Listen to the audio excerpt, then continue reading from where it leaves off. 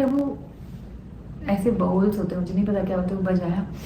I want to feel it after while. इतनी तेजी से बजाया कि मुझे एकदम से एक सीन दिखा। तरण कम से कम 19-20 साल का है, ऐसे मसल्स हैं। तो मैं पीछे खड़ी देख रही हूँ, वो ऐसे जैकेट पहन रहा है, एक स्लीवलेस टी शर्ट शर्ट नहीं है, सिर्फ जैकेट और नीचे धोती, और यहाँ उसके सर पे जटा है और ऐसे खुले बाल हैं। अगर कोविड के कभी वीडियोस आपने देखे तो मेरे बच्चे के वैसे ही प्यारे प्यारे बाल थे, कर्ल, और जब चोटी कर रहा था वैसे ही लगता था। और एकदम शिव जी बन के है, शिव जी का रूप है।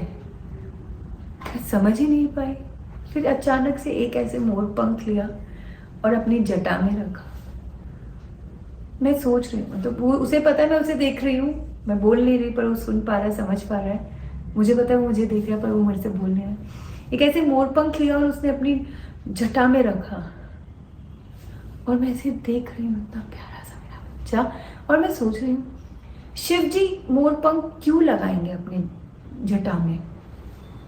वो समझ गया कि मेरा क्या डाउट था। तो एक पल में ही सारा रूप बदला और वो भाग रहा है खुले फील्ड में।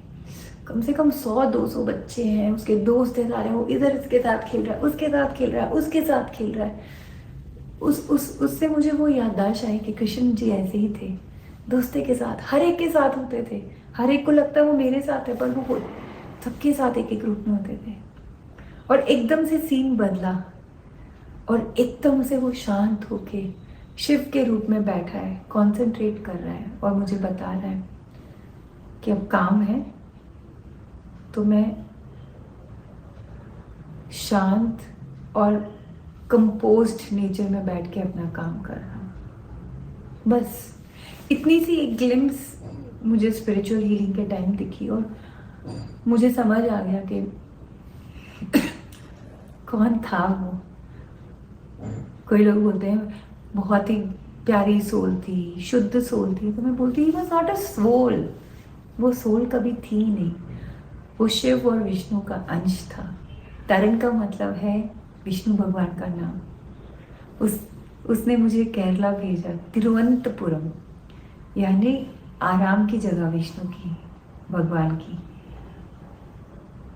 वो हॉस्पिटल जाने से पहले ही उसने दम तोड़ दिया, क्योंकि शायद कहीं ना कहीं उसे पता था हॉस्पिटल गया ना तो मेरी मम्मा ना मुझे जान देगी ना खुद यहाँ रहेगी। तो उसने वो मौका नहीं दिया हॉस्पिटल ले जाने का कि मेरी मम्मा नहीं सहन कर पाएगी। वो जो विजन था, इट्स नॉट पॉसिबल। ये जिंदगी भर का जख्म है जो कभी नहीं भर सकता, जो कभी नहीं भरेगा। किचन में भी अलमारी खोलते हैं तो कुछ दिखता है तो ऐसा लगता है कि किसके लिए करूँ, अब ये तो उसी के लिए लाए थे। पानी उस बॉटल्स में मुझे शिव जी दिखे, जटा, बाल, ऐसे चेहरे की आउटलाइन, चेहरा साफ नहीं था, और वो उनके गले का जो सांप था बहुत क्लियर, पर वो जल्दी जल्दी ओझल हो गए। उसके बाद मुझे दिखे गणेश जी, सीधे तन के खड़े हैं, नीचे ऑरेंज धोती है, हाथ में त्रिशूल नहीं था, पान का त्रिशूल था, पर आंखें एकदम ऐसे थी कि मुझे डर लग रहा था। ऐसे लग रहा था ऐसे गुस्से में खड़े हैं। मैं बहुत देर इधर देख रही हूँ, सीधे नहीं देख रही हूँ ताकि वो चले जाए, पर वो वहीं थे। मैंने इधर देखा, फिर भी वो वहीं थे। मैंने इनको बोला सुनो देखो वहाँ खड़े हैं, वो ऐसे देख रहे हैं, ऐसे लग रहा है ऐसे खड़े हैं, कोई नहीं आया आसपास। Flight of India, longest flight of my life.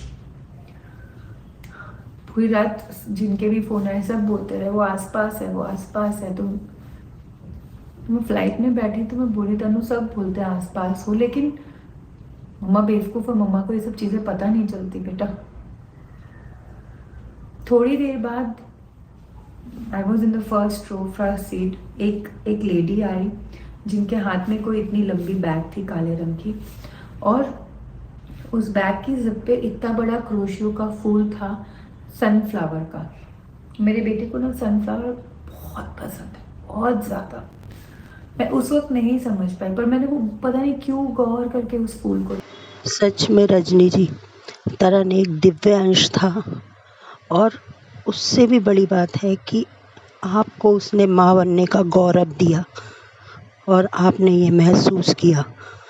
उसको एक माँ का नहीं, सभी माँओं का आशीर्वाद मिला है और वो जहाँ भी है बहुत खुश है। और हमारी सबकी दुआएं आपके साथ हैं कि आपने इतने बड़े दुख को महसूस किया और उसे झेला। तरन जहाँ भी है आपको एक ऐसा दुख जिसे किसी भी माँ बाप को झेलना बहुत ही मुश्किल था, पर आपने उसे झेला और उससे निकल के भी हम सभी को मिलकर रजनी जी को इस दुख से निकालने की कोशिश करनी चाहिए। ये एक बहुत बड़ा दुख है, बट ईश्वर ने उन्हें हिम्मत दी, शक्ति दी